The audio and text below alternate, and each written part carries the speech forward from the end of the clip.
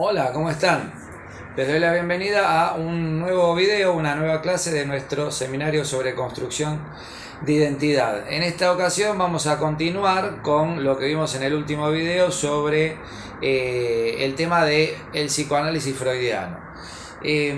Nos quedamos en la presentación que hace Freud del aparato psíquico, que es, digamos, la forma en la que él estructura toda su teoría psicoanalítica, ¿no? La parte teórica del psicoanálisis, lo que algunos llaman también metapsicología. El propio Freud utilizaba este término.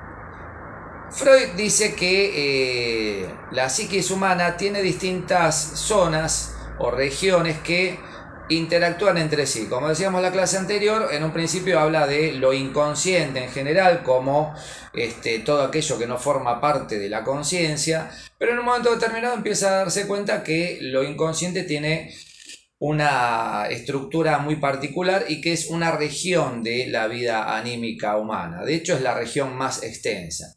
Freud va a utilizar una metáfora que se suele usar para explicar la teoría psicoanalítica, que es la metáfora del iceberg.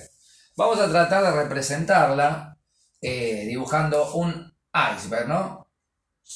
El iceberg, como sabrán, suele tener la mayor parte de su superficie por debajo del nivel de las aguas. Este sería el nivel de las aguas, ¿no? Y el iceberg, si bien asoma una parte afuera, tiene la mayor parte de su estructura por debajo del nivel del agua. Bien,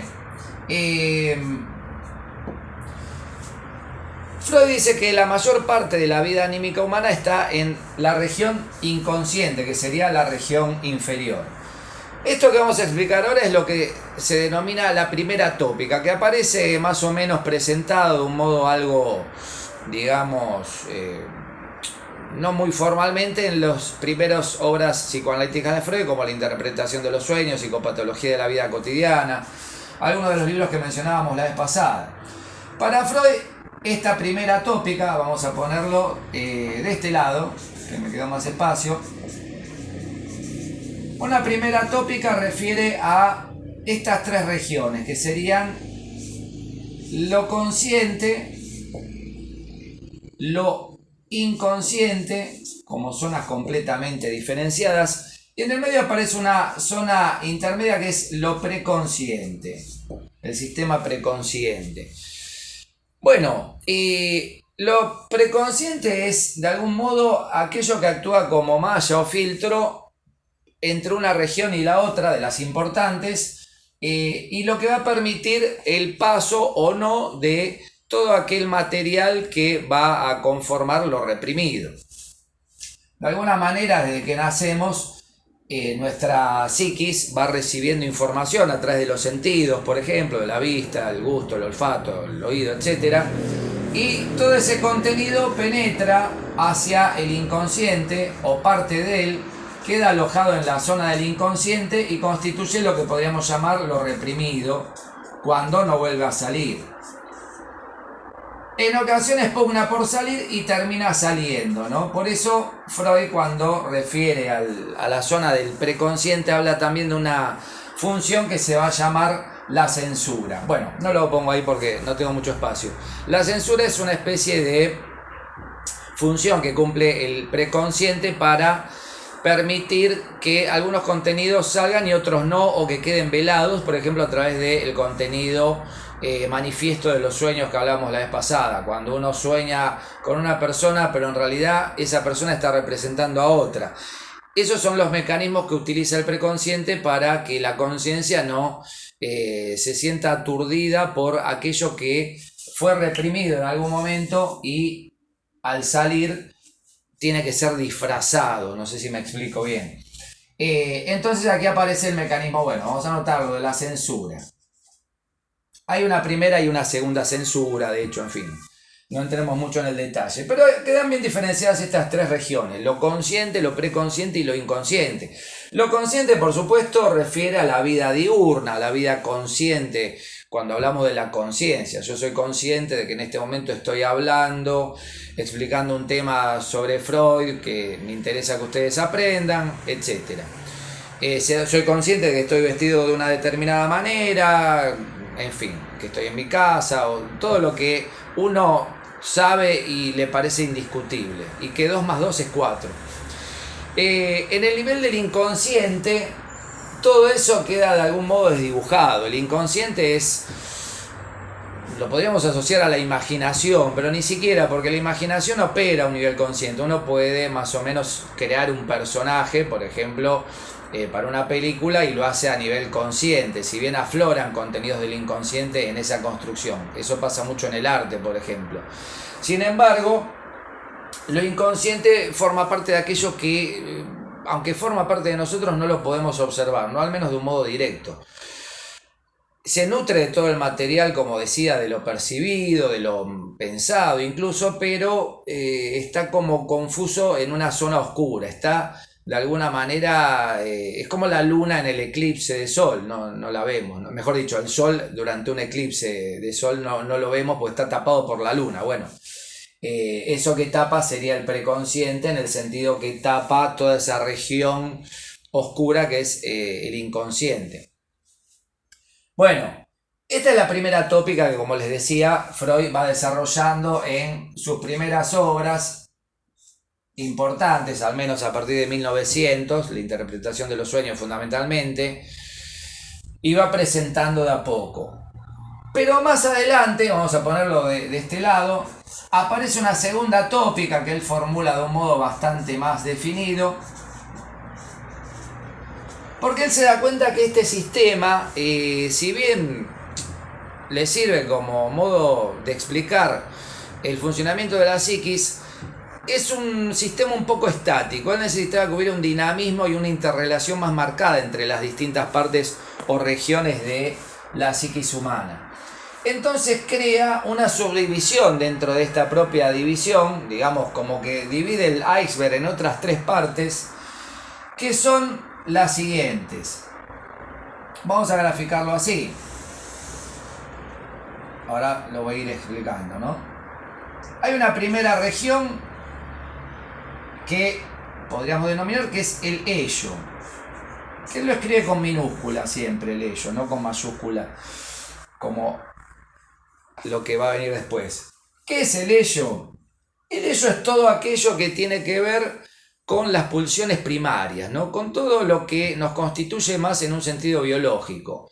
En algunas traducciones se dice instintos, pero no es preciso el término instinct en alemán, sino que el término preciso, que es el que rescata justamente la traducción de la editorial Amor-Rortu, que hablábamos la vez pasada, es pulsión, Trief en alemán.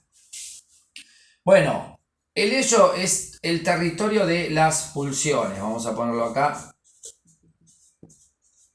Las pulsiones son todas aquellas fuerzas innatas del individuo, naturales, se podría decir, que pugnan por salir, pero que de algún modo ya están procesadas a nivel psíquico, porque el ser humano no es un simple animal, es un animal, pero es un animal que tiene un desarrollo psíquico que lo hace,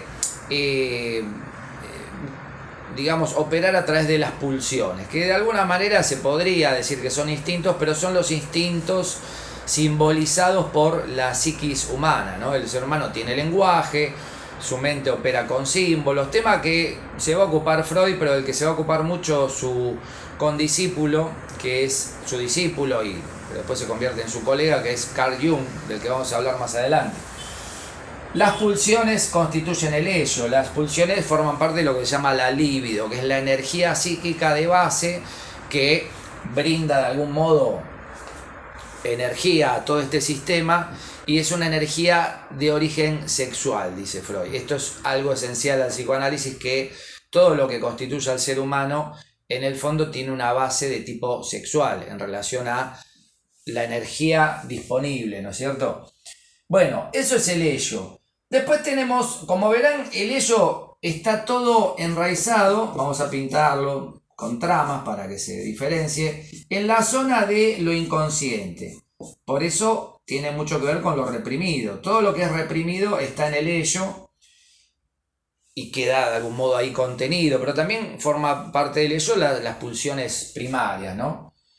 Incluso las pulsiones biológicas. Cuando tenemos hambre y la necesidad imperiosa de comer porque sentimos hambre, ahí está operando el ello también, aunque tiene sobre todo una base de tipo sexual, como decía.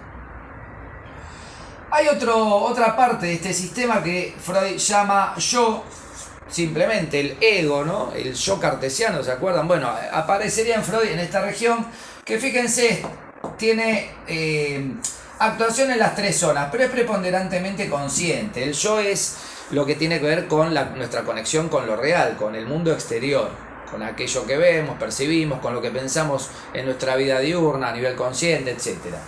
Cuando soñamos, por ejemplo, se podría decir, aunque quizás no sea de gran precisión decir esto, que el que sueña es nuestro yo, nuestra zona inconsciente, pero después hay contenidos del sueño que afloran, que se hacen más visibles para el yo, y así es que podemos contarle a otra persona nuestro sueño, aunque ya lo estamos de algún modo tergiversando. Y hay una tercera instancia que Freud va a llamar super yo, término nietzscheano, ¿no? El super yo, que tiene que ver con algo más complejo que vamos a desarrollar después, que es la conformación de una conciencia moral en función de todo aquello que recibimos como educación por parte de nuestra familia, nuestros padres, también en la escuela, en una institución religiosa, etc. El super yo, como verán, también está enraizado en las tres zonas de la primera tópica, pero fundamentalmente en el inconsciente. Freud adscribe a estas tres regiones del aparato psíquico tres principios rectores que son, en el caso del yo, el principio de placer, porque lo que le interesa al ello, perdón, en el caso del ello, dije el yo, me parece, bueno, en el caso del ello, el principio de placer, porque lo que le interesa al ello es satisfacer los placeres, las necesidades, ¿no? El deseo opera acá fundamentalmente. El ello no tiene conciencia moral. La conciencia moral está en el super yo. Lo que le interesa al ello es lograr el placer, que el individuo logre la satisfacción de sus deseos. Lo que pasa es que eso a veces va a chocar contra los requerimientos del super yo, la conciencia moral, pero también a veces del yo, porque a lo mejor el ello le pide al yo comer porque tiene hambre, pero el yo le dice no, espera un poquito que estoy dando esta clase, no puedo ponerme ahora a comer un sándwich porque entorpecería la clase, tengo que postergar la satisfacción de ese deseo hasta que termine lo que estoy haciendo. El yo entonces se basa en otro principio que es el principio de realidad. Le interesa, bueno, no tengo mucho espacio, le interesa satisfacer su relación con lo real, con lo concreto, con lo que tiene que hacer, ¿no? Con lo inmediato. Incluso para satisfacer las pulsiones del ello, porque para comer el yo va a decir, bueno, voy a comer, pero voy a esperar que pongo el plato y caliento la comida, ¿no? Todo lo que uno hace a nivel consciente. El ello quisiera comer ya. Es como alguien que, digamos, no tiene medida en lo que hace, el ello. El ello es como un otro que vive dentro de nosotros. Y el super yo es el que regula de algún modo todo y les dice, bueno, espera, justamente, ¿no? No es el momento de comer, pero aparte porque eso no se debe hacer, o si como tengo que comer de determinada manera, sentarme de determinada manera porque es como me enseñaron, agarrar los cubiertos como corresponde. Es el que se ocupa de los protocolos de la vida, se podría decir, el super yo, y responde al, vamos a ponerlo acá, principio de idealidad, se dice, porque busca el ideal, ¿no? De hecho, el super yo apunta a una especie de, dice Freud, de ideal del yo, es decir, a construir un yo correcto, un yo que responda a los requerimientos de la familia, la sociedad en que vivimos, la religión, si adquirimos algún tipo de creencia religiosa, etc. Queda así constituido el aparato psíquico en su primera y en su segunda tópica, que entran en completa relación en Freud. Freud nunca deja de hablar de lo consciente y lo inconsciente, pero a partir de 1923, si no me equivoco, aparece esta otra estructuración que es la de yo, ello y superyo. El ello, recordemos, es completamente inconsciente. Bueno, todos estos temas aparecen muy bien expresados o resumidos, digamos, en un libro que es el último libro de Freud importante de los que él publica en vida, o el anteúltimo, prácticamente desde lo último que él escribe, que es El esquema del psicoanálisis. Acá lo tienen en esta edición de debate. Bueno, El esquema del psicoanálisis es un libro bastante conciso, es gordito pero tiene una letra grande en esta edición. Es un libro que se lee en 3 días, se podría decir, o unas 3 tardes, donde Freud resume toda su teoría. De algún modo él, ya muy mayor, se da cuenta que tiene que dejar como una especie de resumen de todo lo que había escrito y teorizado y pensado, y lo condensa en este breve libro. Freud padecía cáncer de mandíbula, tenía que estarse tratando todo el tiempo por los problemas que tenía en la boca, incluso para hablar le costaba mucho. Era un fumador adicto al tabaco de habanos, fumaba habanos todo el tiempo, Freud, hasta unos 30 habanos por día, se dice. Bueno, con la dificultad que tenía encima en la boca, sabía que tenía poco tiempo por delante, sin embargo llegó a muy anciano. Escribe este libro y condensa de alguna manera lo importante de su teoría, o lo más destacado. Dice en su esquema de psicoanálisis, dice: las nociones que tenemos de este aparato psíquico las hemos adquirido estudiando el desarrollo individual del ser humano. A la más antigua de esas provincias o instancias psíquicas la llamamos ello. Tiene por contenido todo lo heredado, lo innato, lo constitucionalmente establecido, es decir, sobre todo los instintos originados en la organización somática, lo corporal, ¿no?, que alcanzan en el ello una primera expresión psíquica cuyas formas aún desconocemos. De alguna manera Freud siempre se enfrenta al dilema de no poder justificar biológicamente todo esto que él estaba descubriendo a través del tratamiento y el estudio de sus pacientes, ¿no? Bajo la influencia del mundo exterior real que nos rodea, sigue diciendo, una parte del ello ha experimentado una transformación particular de lo que era originalmente una capa cortical dotada de órganos receptores, de estímulos y de dispositivos para la protección contra las estimulaciones excesivas. Desarrollóse paulatinamente una organización especial que desde entonces oficia de mediadora entre el ello y el mundo exterior. A este sector de nuestra vida psíquica le damos el nombre de yo, el ego, ¿no? Bueno, fíjense lo que plantea. El yo es algo así como una supuración del ello, se podría decir. Es algo que va surgiendo del ello, ¿no?, a lo largo de la vida. Cuando uno nace y cuando uno es un bebé recién nacido, es puro ello, es instinto primario, ¿no? Pulsión primaria, mejor dicho. El bebé tiene hambre y llora y grita y patalea, quiere comer, no le importa que sean las 3 de la tarde y todavía no es la hora, quiere dormir y se duerme, no tiene protocolos. Por eso a veces se lo consienta al bebé, porque no sabe de reglas. De a poco se le van suministrando esas reglas y va lidiando con la realidad y se va dando cuenta que hay ciertas cosas con las que tiene que mediar, tiene que ser diplomático, se podría decir. Pero todavía falta el super yo. Y fíjense cómo lo define Freud también en este libro. Como sedimento del largo periodo infantil, durante el cual el ser humano en formación vive en dependencia de sus padres, formas en el yo una instancia especial que perpetúa esa influencia parental, la influencia de los padres, de la familia, y a la que se ha dado el nombre de super yo. En la medida en que se diferencia el yo o se le opone, este super yo constituye una tercera potencia que el yo ha de tomar en cuenta. Bueno, muy interesante, ¿no? Freud tiene una gran ventaja, que es claro cuando escribe. Puede ser complejo, pero no es críptico como algunos filósofos que veíamos anteriormente. Bueno, acá queda de algún modo constituido el aparato psíquico freudiano. Va a decir Freud en alguna parte que el superyo es heredero del complejo de Edipo. Bueno, este es un tema bastante complejo. Vamos a tratar de introducir brevemente el complejo de Edipo. Y el complejo de Edipo, vamos a ponerlo por acá, se basa, o Freud le llama complejo de Edipo porque refiere a la famosa tragedia de Sófocles, Edipo Rey. Edipo, rey de Tebas, escapa de Corintio, se va de su ciudad natal debido a que pesaba sobre él una profecía que decía que su destino era matar a su padre y casarse con su madre.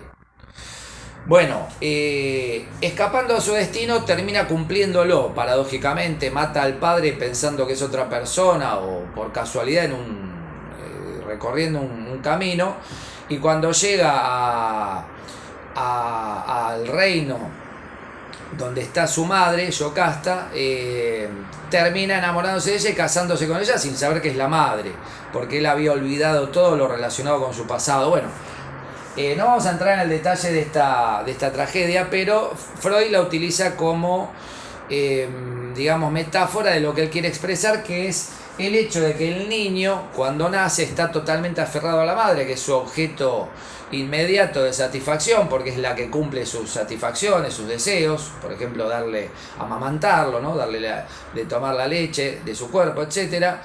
Y el padre aparece como aquel que viene de algún modo a cercenar esta relación originaria y perfecta con la madre. Se da así una especie de triángulo amoroso, ¿no? Porque acá opera el amor entre el padre, la madre y el niño. Estamos hablando del varoncito, ¿no? Porque Freud hace una gran distinción entre el niño y la niña. Ahora vamos a ver ese tema. Este triángulo amoroso es un triángulo complejo, como todo triángulo amoroso. ¿Por qué? Porque el niño siente que hay una relación perfecta con la madre, una relación simbiótica. De algún modo, biológicamente, su cuerpo sabe que ha salido de ahí, ¿no? Y la madre es la que lo cuida, la que lo observa, etc. Piensen también que la época en que Freud teoriza todas estas cosas es la época victoriana, en la que la mujer siempre estaba en la casa y el padre salía a trabajar, y había una relación mucho más estrecha entre el niño y su madre, ¿no? Cosa que no sucede tanto hoy en día, en que la mujer también trabaja, estudia, tiene sus actividades. En esa época la mujer cumplía un rol muy sumiso en la casa, y eso establecía un vínculo muy estrecho, a lo mejor, entre los chicos, los niños y sus madres, ¿no? Los hijos y sus madres. Pero el niño en algún momento observa y se da cuenta, cuando empieza a ser más consciente de todo, que también hay un vínculo estrecho entre el padre y la madre. La madre, que es su absoluto objeto de deseo, también es el objeto de deseo del padre.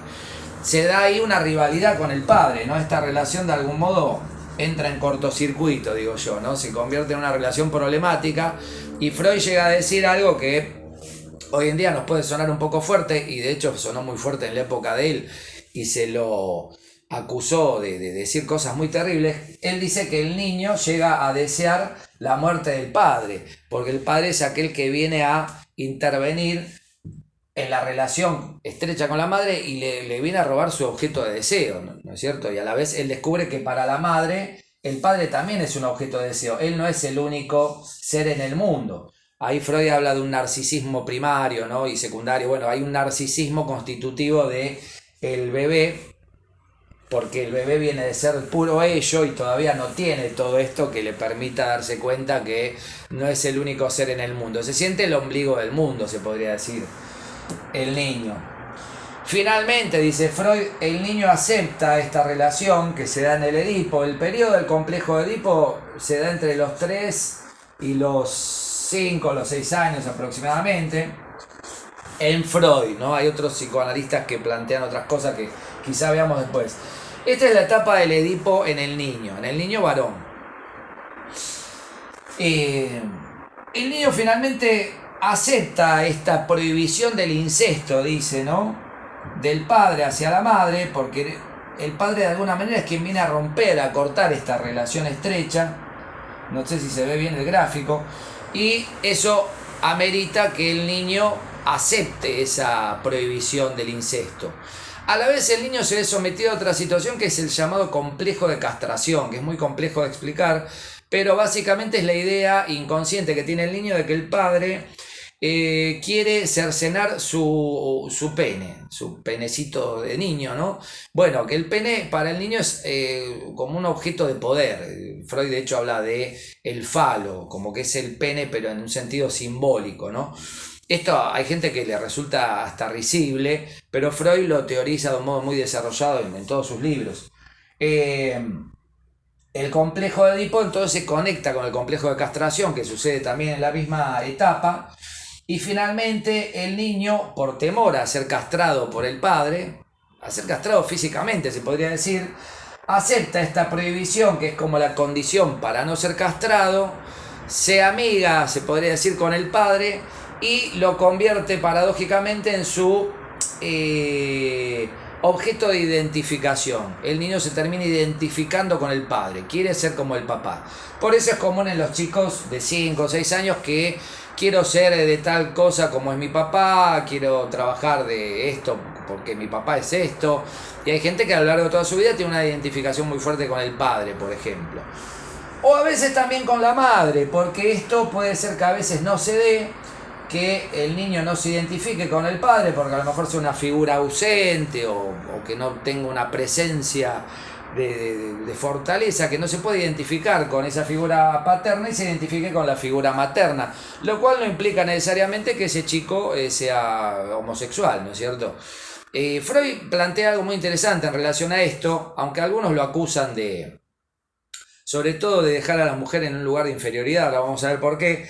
Pero Freud también plantea algo que es muy revolucionario para la época, que es que la psiquis es constitucionalmente bisexual. O sea, no importa con qué sexo biológico nazca la persona, la decisión del sexo que va a tener esa persona o de la sexualidad que va a vivir, mejor dicho, tiene más que ver con lo simbólico, con cómo salga de esta etapa del Edipo, fundamentalmente, ¿no? Hoy en día se sabe que también hay determinantes genéticos y hormonales y toda una serie de factores, pero Freud se ocupa de esto y plantea la bisexualidad constitutiva de la psiquis. El hecho es bisexual, o es sexual pero no tiene definido un rol o un género, como decimos hoy en día. Bueno, brevemente, porque es un tema muy amplio, pero ¿qué pasa con la niña? La niña vive el Edipo de la misma manera, pero Freud plantea que lo va a vivir a partir de los 6 años, o sea, cuando el niño varón sale del Edipo, a esa edad más o menos entra la niña, paradójicamente, y de algún modo no va a salir nunca del Edipo, plantea Freud. Freud tiene un texto, como un artículo que se llama ¿qué quiere una mujer o qué quieren las mujeres? Bueno, como diciendo, no sabemos los investigadores de la psiquis qué es lo que quieren las mujeres en relación a su deseo. Bueno, ese texto le ha valido muchas críticas en vida y posterior y de su fallecimiento a Freud, porque deja a la mujer en un lugar muy, ni siquiera diría relegado, sino secundario. La mujer para Freud es casi como un hombre fallido, se podría decir. De hecho, habla de un complejo de castración que en la mujer tiene que ver con una envidia de pene. La mujer sabe que no tiene pene, aunque sea una niña, porque lo ha visto en un hermanito o en otro niño que tiene pene, y ella toma conciencia de la falta de ese órgano y para Freud eso determina en ella una especie de envidia constitutiva de sentirse castrada, ¿no? No pasa por un complejo de castración por el cual tiene miedo a perder algo porque ya lo ha perdido o toma conciencia de que lo ha perdido, y según Freud le echa la culpa de esa pérdida a la madre, porque se da cuenta que la madre también no tiene pene y de alguna manera es la responsable de que ella haya nacido sin pene. Bueno, es algo que nos puede parecer un poco disparatado, sin embargo cuando uno lee los textos de Freud y entra en todo lo que es el meollo de la teoría psicoanalítica, tiene un sustento argumental bastante importante que él aparte también relaciona mucho con las personas que estudia, lo relaciona mucho con el tema de la histeria, de la famosa histeria en la época de Freud como patología que padecían fundamentalmente las mujeres, pero bueno, hoy en día está muy en cuestión esto, ¿no? Hay muchos libros y autores y autoras que han puesto en cuestión esto porque deja a la mujer en una especie de lugar de inferioridad y plantea el psicoanálisis, por ejemplo Lacan también, que la mujer de alguna manera también se termina identificando con el padre. Por eso la mujer está muy aferrada a su papá muchas veces, quizá más que con su mamá, con la que hay un vínculo de rivalidad. ¿Por qué? Porque no salió nunca del Edipo, entonces rivaliza con su madre por la posesión del padre como una especie de esposo imaginario. Muchas nenas chiquitas juegan o fantasean con que el papá es como el esposo o el novio. Bueno, esto que nos da ternura, Freud de alguna manera lo desarrolla o lo estudia con un escalpelo y lo convierte en base de su teoría. Pero bueno, hay muchos cuestionamientos en relación a todo esto. Pero esto es lo que dice Freud. Acá un poquito lo que estamos buscando es comprender su teoría más allá de lo que después nosotros pensemos al respecto. Bueno, no avanzo más porque se va a hacer un video muy largo y trato de que cada video sea más o menos digerible porque tiene mucha información. En un próximo y espero que último video sobre el psicoanálisis freudiano, al menos vamos a hablar de la teoría de la libido, de las etapas de la evolución psicosexual que tienen que ver con el Edipo también, porque el Edipo aparece en una etapa muy particular de la evolución psicosexual. Y vamos a tratar de entender cómo funciona o cómo opera la pulsión. Y vamos a ver que hay dos tipos de pulsiones. Una pulsión de vida asociada a la sexualidad, a lo erótico, a todo lo positivo de la existencia y al placer, y una pulsión tanática, que es la pulsión de muerte. Bueno, de este tema nos vamos a ocupar más adelante. Como siempre, les sugiero suscribirse al canal para recibir los avisos de los videos que vamos subiendo y nos vemos en una próxima clase. Gracias como siempre por estar presentes.